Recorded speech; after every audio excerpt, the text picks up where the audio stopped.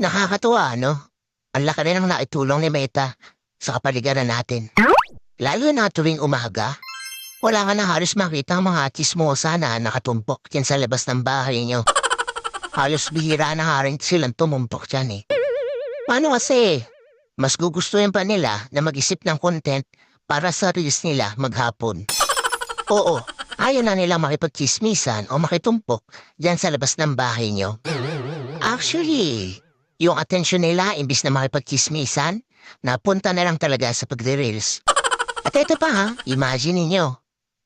Kung dati, bumibili lang ng mga lutong ulam yung mga yan, na yun, sila na mismo ang nagluluto ng mga ulam. At kahit pritong itlog, inire-reels pa. Ganon kahusay si Meta. At ito ang pinakamalupit.